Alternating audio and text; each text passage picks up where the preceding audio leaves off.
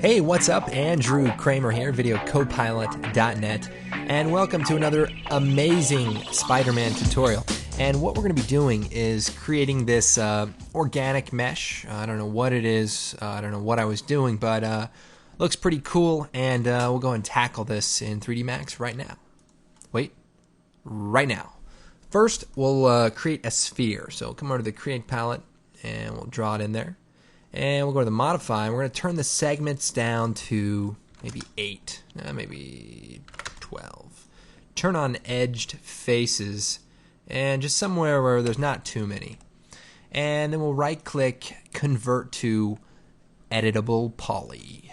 And move this over, give us some room here. And we'll take the face selection, and we just want to click on a bunch of random faces. So hold down Control, and just pick a bunch of different faces. You can use some of these orbit tools to fly around your scene if you don't know the shortcuts, but I'm just holding down Alt and middle dragging to orbit. So we're just going to grab some random faces like that, and we'll click on the bevel, and we'll click Apply, and Apply, and Apply. Just want to create some faces and hit OK. And then we'll turn on the Turbo Smooth. So we'll select the mesh. We'll come over here to the Modify, and at the bottom you'll see Turbo Smooth. So we turn that on, and now it's somewhat a smooth mesh. But we're not finished. We're going to go Edit Poly again and click on the faces, and again randomly click a bunch of different faces. So, just have fun. The more the better, the more the merrier, as they say. And try not to pick faces that are next to each other. Okay, so you get the idea. And again, we're going to go into the bevel, and we'll just turn it up. And we'll bring it in a bit, and maybe one more for good measure. Or actually, just click Apply, and then OK. So now we just have pieces going everywhere.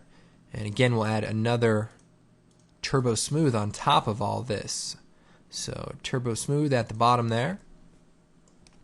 And so now we have that thing you see on all the vacuum commercials and all the disinfectant commercials that tell you that they get rid of 99.9% of these. Well, this is the leftover one that we're going to use. Again, we're going to add a noise modifier on top. So click on Noise, and we'll turn the scale down to 20. And we'll come here, maybe set it to 10 by 10 by 10. And that kind of gives it kind of a wild look. And we can turn the scale up. And you can actually turn on the Animate button. And so now you have some sort of monstrous sea creature that is, coming to kill you. It's doing a little dance, and then it's coming to kill you. So the cool part about this tutorial is going to be the procedural texturing we're going to add. So I'm going to hit M, and the texturing we're going to use is we'll just use one of these base materials. I'm going to drop that out here, and we'll turn up the glossiness a bit. And for the diffuse, we'll click on that. We're going to add a mix map, and we'll choose OK. And for the mix operator, we're going to use a noise. So to kind of explain this, a mix map is just an operator that allows you to mix two separate maps together. So in this case, we're mixing together black and white. And the way it's being blended is with a noise map. So if you look at a noise map by itself, it looks like that.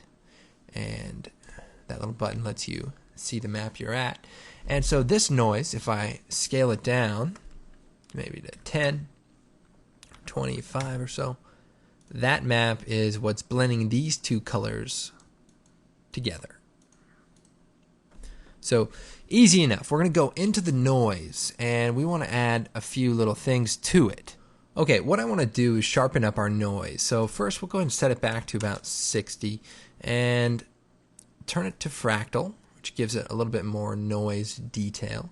And we're going to go ahead and bring the high amount to about 0.5 and the low amount to about 0.4. And that way it's just a little bit more contrasted, so you can kind of see what that does. Maybe turn that up to 5 so that there's a little more detail. So go and pull out. All right, we'll click on the first map. We'll add a cellular, and that kind of looks like that. We'll set it to fractal and turn the size up to about 40. And I might go into the color here and just brighten it up so there's just a little bit more contrast. And we'll close that and we'll move up. Okay, we'll go and add the second map. So click on it. We're going to add a noise and choose OK. And we're going to set it to fractal and we're going to make it very small, like 1. And then we'll go out. And so basically that's what we have at this point. So we'll go and close that and we'll move up. And so now we have this sort of funky map. And what I'm going to do then is take it and drop it into the bump channel. And we'll make it a copy and we'll set it to about 50. So if I click on here and show that. Okay, so if I render this out quick, you can see we have a very weird looking texture. And that's fine. We're probably going to add the color at this point. So we'll go into the diffuse channel, and actually what I'm going to do is start this diffuse channel over. So we're going to use that for just the bump map. And we're going to come in here and we're going to copy the noise. So copy the noise only. And we're going to go ahead and add a fall off. So we'll click on the diffuse, we'll choose fall off. And the fall off is a very cool map that really gives you lots of possibilities. And if I go in here and maybe I'll change the color here to, like a reddish color, and maybe make this black. I'll go ahead and render this out. It can be used to create some very, very interesting, results. Sometimes it can look, let's see, it can look cellular and, kind of have a micron look to it. In this case, we're going to go ahead and make this somewhat a red color. And for this slot, we're going to right click and paste a copy of our noise texture that we just created. And we'll go into that and we'll go ahead and swap it so the black is here, and we'll make this color sort of a brownish color.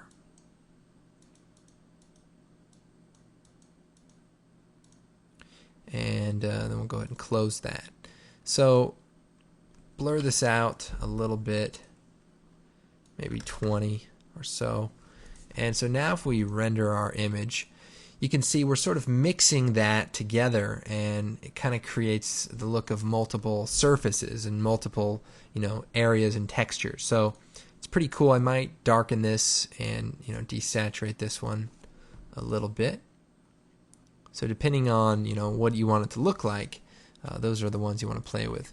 And we'll go back up, come up here. We'll set the specular color to like a goldish orange color.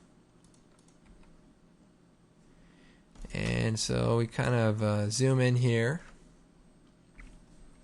and you can see we've got a pretty cool little object. And once you create that material, it looks kind of weird, but we can name it, skin, close that. And then we can maybe duplicate a few of these little weird things. So we'll go hold down Shift and just drag another copy over here. Maybe rotate it, and fill the screen with these little monsters, and render it out.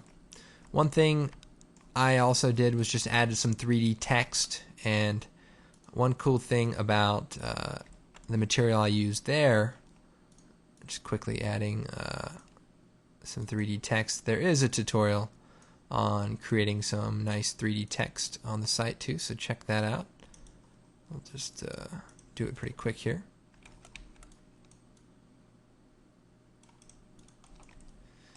And the material I used, hit M by the way to bring up the materials, is I just used a regular material with a slight self-illumination.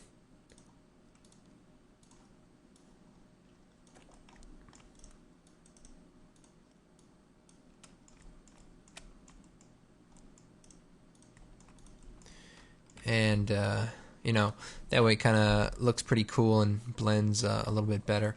Well, I hope you guys enjoyed this tutorial. Be sure to check out videocopilot.net. We've got some other tutorials. We have the blog, the forum, and of course our great products.